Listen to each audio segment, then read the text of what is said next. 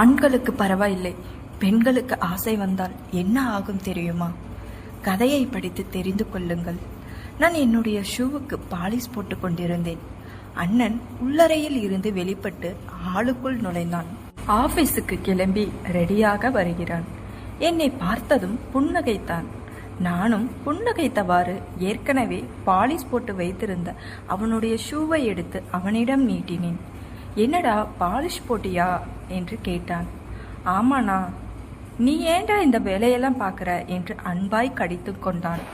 பரவாயில்லண்ணா, இதில் என்ன இருக்கு? என் ஷூவுக்கு பாலிஷ் போட்டேன், அப்படியே உனக்கும் போட்டேன் என்றேன். இனிமே இதெல்லாம் பண்ணாத, நானே பண்ணிக்கிறேன் சரியா என்று கேட்க நானும் சரிண்ணா என்றேன். நீ எப்போ ஆஃபீஸ் கிளம்புற? அண்ணா ஷூ மாட்டிக்கொண்டே கேட்டான்.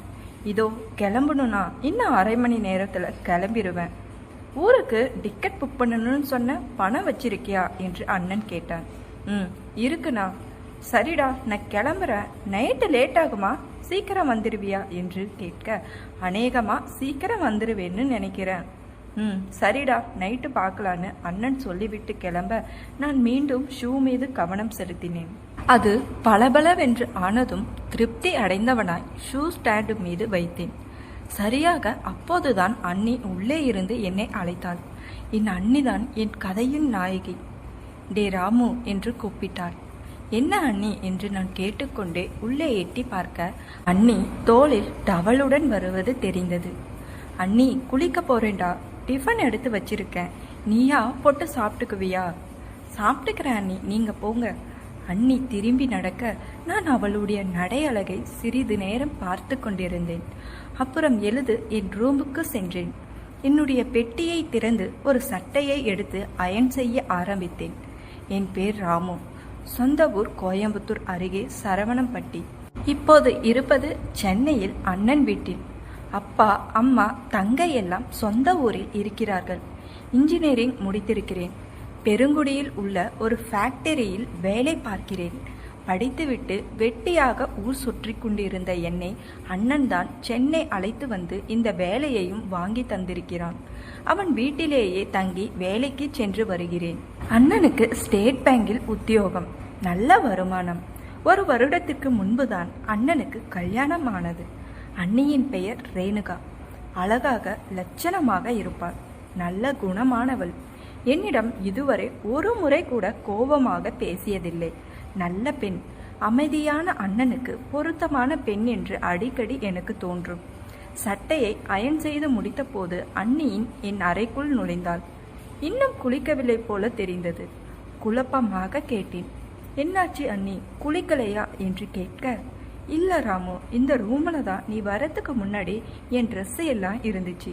இப்ப மேல பரன்ல ஒரு பேக் இருக்கு, அதுல தான் ட்ரெஸ் இருக்கு, எடுத்துக்கிறேன் என்று மேலே ஏறினாள். கால் தடுமாறி அண்ணி கீழே விழுந்தாள். கீழே விழுந்ததில் அண்ணியின் ஆடைகள் விலகி இருந்தது. அவளை அந்த நிலையில் பார்த்ததும் சுருக்கென்ற ஒரு உணர்வை என் மூளை தூண்டிவிட்டன. என்ன நினைத்தேன் என்றே தெரியவில்லை. ஏன் அப்படி செய்தேன் என்றும் இன்று வரை விளங்கவில்லை. என்னுடைய வாலிபத்தின் ஏக்கமா, இல்லை இத்தனை நாள் அடக்கி வைத்த ஆண்மையின் திடீர் சீற்றமா, இல்லை எப்பவாவது பார்க்கும் சாமி படத்தின் தாக்கமா, எதுவும் புரியவில்லை. நான் பட்டென்று அண்ணியின் இதழில் என் இதழை வைத்து முத்தம் கொடுத்தேன். அதிர்ச்சியில் அவளுடைய வாய் திறந்து கொண்டது. கண்ணிமைகளை விரித்து என்னை அதிர்ச்சியாய் நம்ப முடியாதவளாய் ஒரு பார்வை பார்த்தாள்.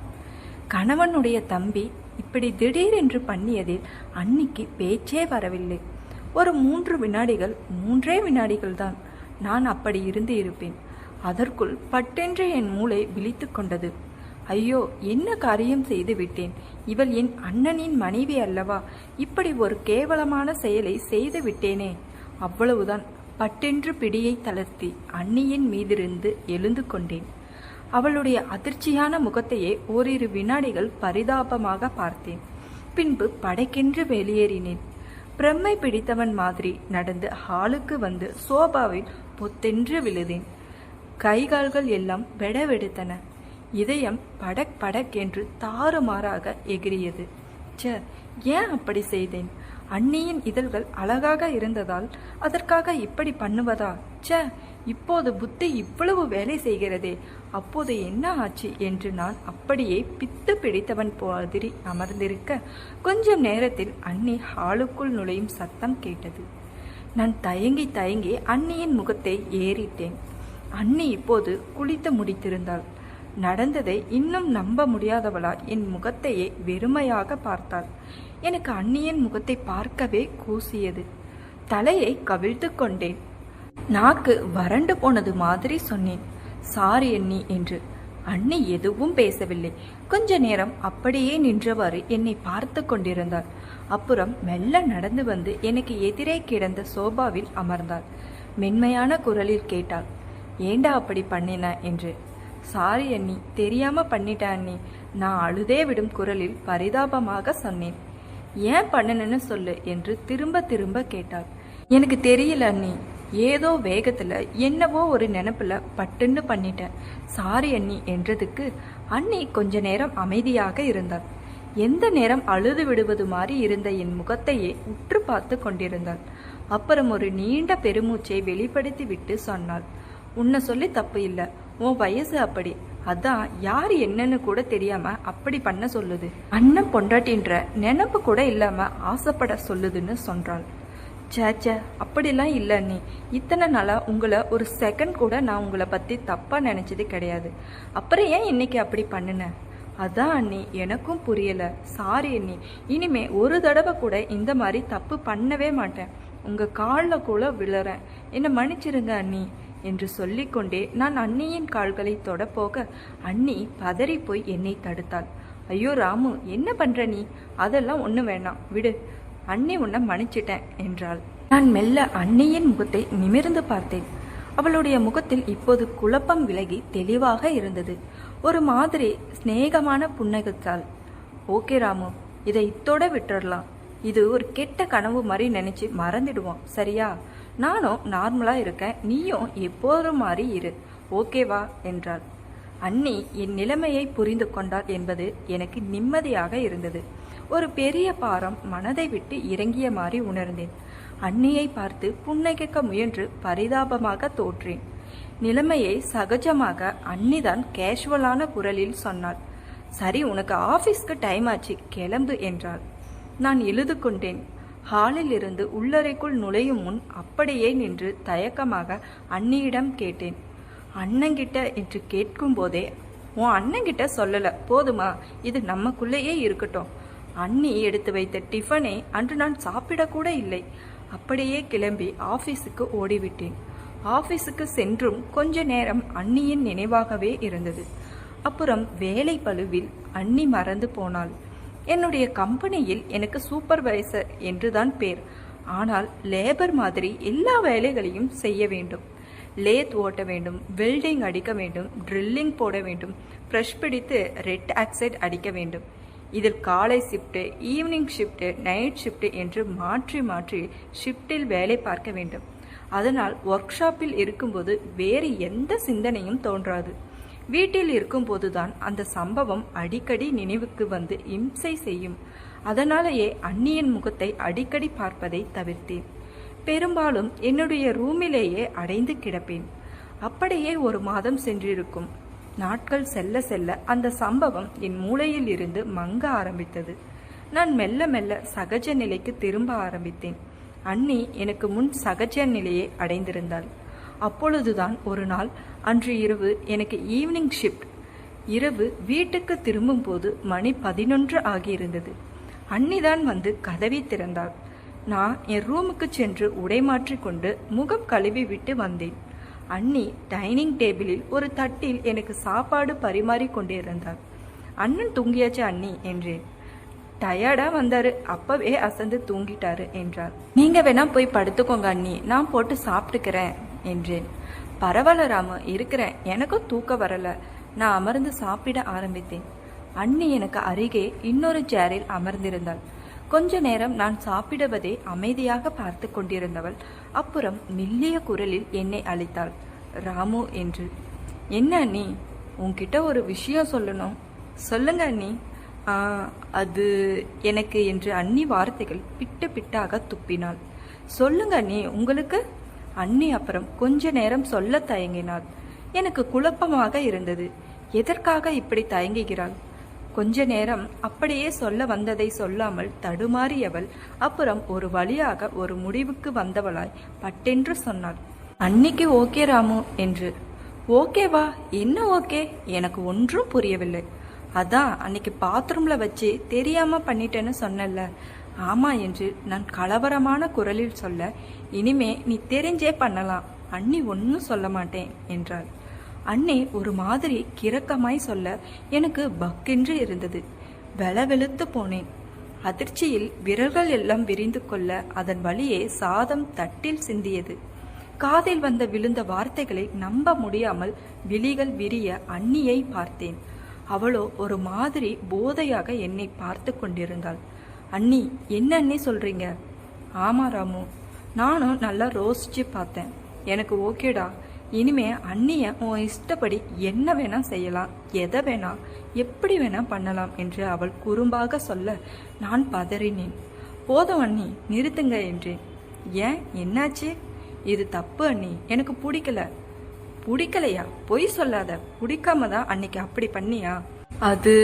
அதான் அன்னைக்கே சொன்னனே அண்ணி. அன்னைக்கே ஏதோ திடீர்னு புத்தி இல்லாம பண்ணிட்டேன். அது எப்படி மனசுல ஆசை இல்லாம அப்படி பண்ணுவ? அதை இப்ப நினைச்சாலும் அன்னைக்கு எப்படி இருக்கு தெரியுமா? இன்னொரு தடவை அந்த மாதிரி நீ பண்ண மாட்டியான்னு ஏக்கமா இருக்குடா.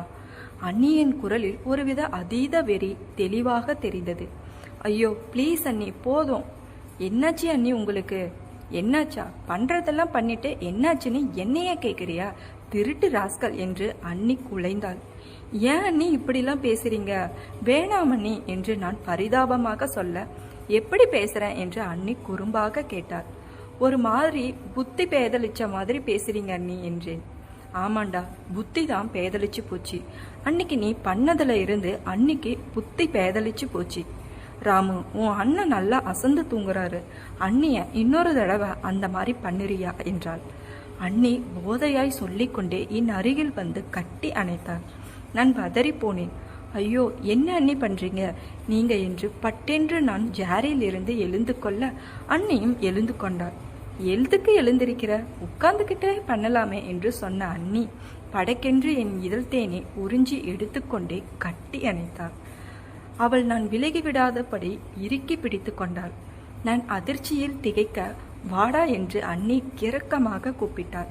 சீ, என்ன அண்ணி இது, கையை விடுங்க என்று நான் பெரும்பாடுபட்டு அண்ணியிடமிருந்து நான் தப்பித்து வந்தேன். போதையில் தெளித்த அண்ணியின் முகத்தையே கொஞ்ச நேரம் வெறுப்பாக பார்த்தேன். அப்புறம் கண்டிப்பான குரலில் சொன்னேன், இங்க பாருங்க அண்ணி, நீங்க பண்றது கொஞ்சம் கூட சரியில்லை. அன்னைக்கு அது ஏதோ ஆக்சிடென்ட் மாதிரி நடந்து போச்சு. அதுக்கு அன்னைக்கே நான் சாரி கேட்டுட்டேன். ஆனா நீங்க அதையே சொல்லி காட்டி தெரிஞ்சே தப்பு பண்ண சொல்றீங்க. என்னால அது முடியாது என்றேன். அண்ணி ஏன் என்று கேட்க, என்னால என் அண்ணனுக்கு துரோகம் பண்ண முடியாது அண்ணி. அவன் எனக்காக என்னென்ன பண்ணியிருக்கான் தெரியுமா? அவன் பொண்டாட்டிய நான், ப்ளீஸ் அண்ணி, இத்தோட இதை விட்டுருங்க என்று நான் சீற்றமாக சொல்ல, அன்னை இப்பொழுது திகைப்பால் என்னையே பார்த்தாள். இத்தனை நேரம் நான் சும்மா பிடிக்காத மாதிரி நடித்தேன் என்று நினைத்திருப்பாள் போல. இப்பொழுது உண்மையிலேயே எனக்கு விருப்பம் இல்லை என்று தெரிந்த பிறகு அவளுடைய மலர்ச்சியான முகம் பட்டென்று வாடி போனது. சற்றே பரிதாபமான குரலில் கேட்டாள், அப்போ நிஜமா என் மேல ஆசை இல்லையாடா? சத்தியமா இல்லை நீ. ராமு, நீ உன் அண்ணனுக்காக பாக்குற. ஆனா அவர் ஒழுங்கா இருந்திருந்தா எனக்கு இந்த மாதிரி ஒரு நிலைமை வந்திருக்காது. உன் அண்ணனால என்னை சந்தோஷமா வச்சிருக்க முடியலடா. எவ்வளவு ஆசையோட அவரை நான் கல்யாணம் பண்ணிக்கிட்டேன் தெரியுமா? அவரால் என்னை சந்தோஷப்படுத்த முடியலன்னு தெரிஞ்சப்போ எனக்கு ரொம்ப ஷாக்கா இருந்தது. ஆனா அப்புறம் நமக்கு கொடுத்து வச்சது அவ்வளவுதானு மனசை சமாதானப்படுத்திக்கிட்டேன். அவருக்கு துரோகம் பண்ணணும்னு மனசால கூட நினைச்சதில்ல. ஆனா அன்னைக்கு பாத்ரூம்ல அதுக்கப்புறம் என்னால என் உணர்ச்சியை அடக்கிக்க முடியலடா. ரொம்ப கஷ்டமா இருக்குது. நானும் மனுஷிதானே, எனக்கும் ஆசையெல்லாம் இருக்கும்ல, நீயே சொல்லு. அண்ணி சொல்ல சொல்ல நான் நொறுங்கி போனேன். அண்ணியின் பக்கமும் இருக்கும் ஒரு நியாயம் மெல்ல மனதுக்குள் புரிந்தது. ஆனால் அதற்காக அவள் என்னோட அந்த ஆசையை தீர்த்து கொள்ள நினைப்பது தவறு என்று தோன்றியது. சற்றே தடுமாற்றமான குரலில் சொன்னேன், நீங்க சொல்றது எனக்கு புரியுது அண்ணி. ஆனா அதுக்கு என்ன பண்ண சொல்றீங்க? இப்போது அண்ணி தன் வலது கையால் என் கன்னத்தை தாங்கி பிடித்தாள். என் முகத்தை ஒரு மாதிரி காதலாய் ஆசையாய் பார்த்து கொண்டே சொன்னாள், நம்ம 2 பேரும் சந்தோஷமா இருக்கலாம்டா. எனக்கு வேணுங்கிறத நீதா, உனக்கு வேணுங்கிறத அண்ணி தரேன், ஓகேவா என்றாள். தப்பு அண்ணி, ஒரு தப்பும் இல்லடா. அடுத்தவங்களுக்கு தெரிஞ்சாதானே இது தப்பு. நாம நமக்குள்ளேயே வச்சுக்கலாம். உன் அண்ணனுக்கு கொஞ்சம் கூட சந்தேகம் வராது. அதெல்லாம் அண்ணி பார்த்துக்கிறேன். நீ ஓகேன்னு மட்டும் ஒரு வார்த்தை சொல்லு. அண்ணி ஒரு மாதிரி கொஞ்சம் குரலில் சொன்னாள். சாரி அண்ணி, என்னால் முடியாது, என்னை விட்டுருங்க ப்ளீஸ். அவள் அவ்வளவு தூரம் கெஞ்சியும் நான் முடியாது என்று சொல்லவும் அண்ணி எரிச்சலானாள். ஆத்திரமாய் சீறினாள். அப்புறம் என்னத்துக்குடா அன்னைக்கு அப்படி பண்ண என்று அண்ணி ஆத்திரத்துடன் கேட்க என்னால் அதுக்கு பதில் சொல்ல இயலவில்லை. தலையை கவிழ்த்து கொண்டேன். அண்ணி கொஞ்ச நேரம் என்னையே வெறுப்பாக பார்த்தாள். அப்புறம் என்ன நினைத்தாளோ. பிறகு மிகவும் சாந்தமான குரலில் சொன்னாள், சரி விடு, நீ உட்கார்ந்து சாப்பிடு. நான் அண்ணியின் முகத்தை ஏறிட அது ஒரு மாயமான அமைதியில் இருந்தது. மெல்ல ஜேரில் அமர்ந்து கொண்டேன். சாதத்தை ஒரு வாய் அள்ளி வைத்தேன். அண்ணி என்னை நெருங்கினாள். என் தலைமுடியை அன்பாக கோதிவிட்டாள். நான் நிமிர்ந்து அவள் முகத்தை பார்த்தேன். அவள் அமைதியாக கேட்டாள், அப்போ ஒத்துக்க மாட்டேல்ல? மாட்டேன் என்று நான் கலகமாக சொன்னேன். சரி, உன்னை எப்படி வழிக்கு கொண்டு வரதுன்னு எனக்கு தெரியும் என்று சொன்ன அண்ணி பட்டென்று திரும்பி நடக்க ஆரம்பித்தாள். அவள் நடந்து தன் பெட்ரூமுக்குள் புகுந்து கொண்டாள். கதவு சாத்தப்பட்டது. விளக்குகள் அணைக்கப்பட்டன. நான் நெடுநேரம் சாதத்தை வைத்து கொண்டே அமர்ந்திருந்தேன். இரவு லேட்டாக தூங்கியதால் அடுத்த நாள் காலை ரொம்ப நேரம் அசந்து தூங்கினேன். அப்புறம் அரைக்குறையாய் விழிப்பு வந்ததும் கண்களை திறக்காமல் அப்படியே கிடந்தேன். முகத்தில் சூரிய வெப்பம் படர்வது தெளிவாக தெரிந்தது. நெற்றியில் ஏதோ ஊர்வது மாதிரி ஓர் உணர்வு. ஏதோ ஒரு இனிய வாசனை மூக்கை துளைத்தது. என்ன வாசனை இது? கண்களை திறக்காமல் சுவாசத்தை மட்டும் ஆழமாக உள்ளிழுத்து அந்த வாசனையை அறிந்து கொள்ள முயன்றேன். அது லக்ஸி சோப் வாசனை என்று என் மூளை எனக்கு உணர்த்தியது. உடனே பதறிப்போய் கண்களை திறந்தால் அண்ணி எனக்கு அருகே படுத்திருந்தாள். அவள்தான் ஒரு விரலால் என் நெற்றியில் கோலமிட்டு கொண்டிருந்தாள். அவளுடைய நிலா போன்ற முகத்தை என் முகத்திற்கு நெருக்கமாக வைத்து என்னையை காதலோடு பார்த்து கொண்டிருந்தாள். நான் மிரண்டு போய் எழுந்து கொண்டேன். அண்ணி, என் ரூம்ல என்ன பண்ணிக்கிட்டு இருக்கீங்க என்று கேட்க எனக்கு வாய் குளறியது. நீ தூங்குற அழக ரசிச்சுக்கிட்டு இருக்க என்று அண்ணி புன்னகையுடன் சொன்னாள். ப்ளீஸ் அண்ணி, போயிடுங்க, அண்ணன் வந்துட போறாங்க என்றேன். உன் அண்ணன் அப்பவே ஆஃபீஸ் போயிட்டாரு, கொஞ்சம் இப்படி அண்ணி பக்கத்துல வாயேன். அண்ணி சொல்லிக்கொண்டே என் கையை பிடித்து இழுக்க நான் பதறினேன். ஐயோ, கையை விடுங்க அண்ணி என்று நான் பட்டென்று அண்ணியின் கையை உதறிவிட்டு கட்டலின் அடுத்த முளைக்கு அவசரமாய் நகர்ந்தேன். அண்ணி ஒரு மாறி குறும்புடன் கிரகமும் நிறைந்த குரலில் அழைத்தாள். வாடா பக்கத்துல, நீ வேணுண்டா, வாடா என்று கூற, ப்ளீஸ் அண்ணி, உங்களை கெஞ்சி கேட்டுக்கிறேன், போயிடுங்க அண்ணி ப்ளீஸ் என்று நான் அழாத குறையாக என் 2 கைகளையும் கூப்பி கெஞ்ச அண்ணி மனமிறங்கினாள். உதட்டை சுளித்து கொண்டே கண்களை ஒரு மாறி பார்வையில் என்னையே பார்த்தாள். அப்புறம் கட்டிலில் இருந்து எழுந்து கொண்டாள். அமைதியான குரலில் சொன்னாள், டிஃபன் ரெடியா இருக்கு, குளிச்சிட்டு வா என்று சொல்லிவிட்டு அண்ணி திரும்பி நடந்தாள். அவள் செய்த செயலில் படபடப்பு குறைய எனக்கு நெடுநேரம் ஆனது. உன்னை எப்படி வழிக்கு கொண்டு வரேன் பாரு என்று அவள் நேற்று சொன்னது இப்போது எனக்கு புரிந்தது. அப்பா, இப்படி குலைந்து குலைந்து மேலே வந்து விழுபவளை எப்படி சமாளிக்கப் போகிறேன்? அவளுடைய அழகிய அழகை காட்டி என்னை சீண்டுபவளிடம் இன்னும் எத்தனை நாள் கட்டுக்கோப்பாக இருக்க போகிறேன்? இப்பவே கண்ணை கட்டுதே கடவுளே. அப்புறம் வந்து சில நாட்கள் அன்னையின் அட்டகாசம் அளவுக்கு மீறி போனது. தினமும் காலையில் அண்ணன் ஆபீஸுக்கு போனது பிறகு எனக்கு அருகே வந்து படுத்துக்கொள்வாள். பேசிக்கொண்டே இருக்கும் போதே பாய்ந்து வந்து என் இதழில் இதழ் பதிப்பாள். அப்படியே இதழ் முத்தத்தை சாமானியமாக விடமாட்டாள், உறிஞ்சி எடுத்து விடுவாள். விடுபடுவது ரொம்ப கஷ்டமாக இருக்கும். இதெல்லாம் அண்ணன் அருகில் இல்லாத போது செய்யும் அட்டகாசங்கள். அவன் இருக்கும் போதே வேறு மாதிரி அட்டகாசம். இரட்டை அர்த்தத்தில் பேசுவாள். அதுவும் ஓரக்கண்ணால் என்னை பார்த்து கொண்டு ஒரு மாறி உதட்டை சுளித்து கொண்டும் பேசுவாள். அவள் பேசுவது அண்ணனுக்கு புரிந்து விடுமோ என்று நான் குலை நடுங்கி போவேன். அந்த அளவுக்கு டார்ச்சர் செய்வாள். இதுக்கு எல்லாம் ஒரு முற்றுப்புள்ளி வைக்க முடிவு செய்தேன். நானும் ஆண்மகன் தானே, நானும் எத்தனை நாட்கள் ஆசையை அடக்கிக் கொண்டே இருப்பது? அவள் விருப்பப்படி இன்று நடந்து கொள்ள வேண்டும் என்று முடிவு செய்தேன். அவள் என்னை முழுமையாக எப்படி அவள் வலையில் விழ வைத்து எங்களுக்குள் அது எப்படி நடந்தது என்று அடுத்த பாகத்தில் பார்க்கலாம். அதுக்கு நம்ம சேனலை சப்ஸ்கிரைப் பண்ணி வச்சுக்கோங்க ஃப்ரெண்ட்ஸ். தொடரும்.